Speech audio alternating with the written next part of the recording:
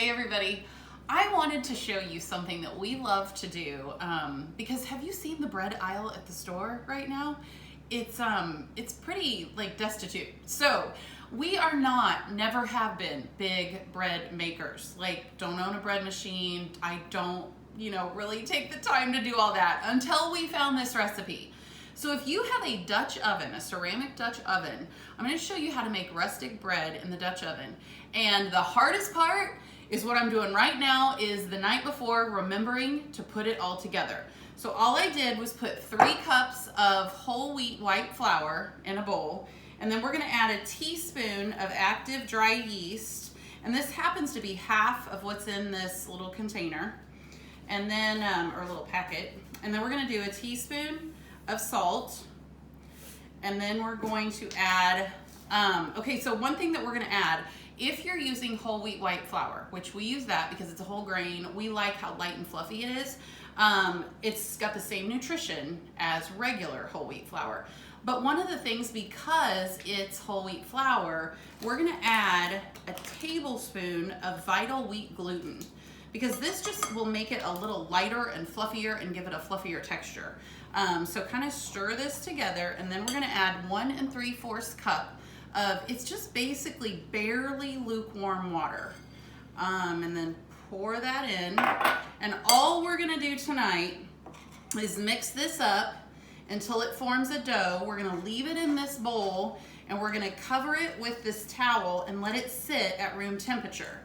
And then in the morning is when the magic will happen. We're basically gonna toss it together, put it in the Dutch oven, and bake bread. It's so easy. So stay tuned, there'll be more. Okay, so now it's morning, and to now get into baking our homemade rustic bread. So I just preheated the oven to 450 degrees. So we have our Dutch oven. Now you can use this in like my smaller Dutch oven. I've done this bread in there too. I like the bigger one. I feel like the bread, the outside of the bread gets crustier just because there's a little bit more room, but totally personal preference. Use whichever ceramic Dutch oven you like. Okay, so the first thing that we're gonna do is we're gonna add about a teaspoon of coconut oil. And so it is gonna grease our pan. So then I just take a paper towel and grease it kind of around the sides and on the bottom. Do you like how well seasoned my Dutch oven is? Okay, that is thanks to turmeric and curry powder and lots of other spices. Okay, so now we've got that greased, and then we're just gonna sprinkle a little bit of flour in there to just kind of flour the Dutch oven. Now, while the oven is preheating, we're actually going to stick the Dutch oven in there to get it nice and hot while we prepare the bread. So you don't need to use the lid. You do, it's not quite hot yet. We're gonna lower the rack. And because you do need to have enough room, because we are gonna bake it covered and then uncovered. Okay, so here is our bread in the morning. So this is what it looks like. So what you're gonna do is you're just gonna kind of start squishing the dough together. Now, I'm gonna flour my hands a little because it's a little sticky, but you are not really gonna have to knead this or anything.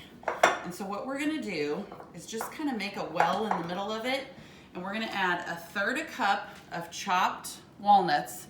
This is the part where you can do whatever you want. Here's 1/3 cup of dried cranberries.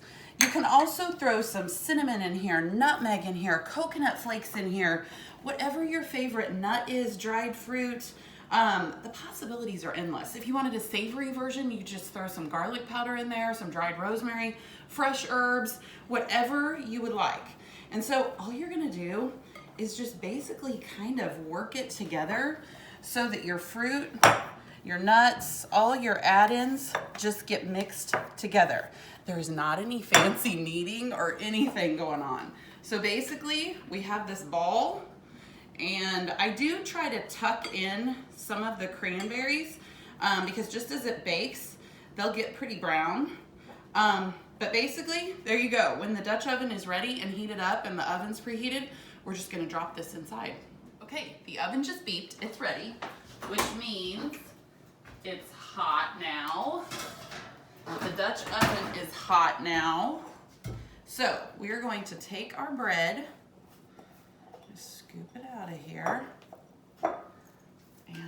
Rustic cranberry. Tuck him inside. And we're just going to drop the bread in the Dutch oven. It's actually going to start to sizzle because the pot is so hot. And so, wipe hands just a little bit. Now, so you're going to bake it covered first for 25 minutes. They're going to take the lid off and bake it uncovered for 20 minutes. So it's going to go back in the oven. And remember, 450 degrees, so covered for 25 minutes. Okay, it has been 25 minutes covered. So we're gonna uncover it and cook it for 20 more minutes, and then it's gonna be done. Okay, the bread is done. All right, so this is, so it's steaming hot. So this is what the bread looks like when it has now cooked 25 minutes covered, remember, and then 20 minutes uncovered.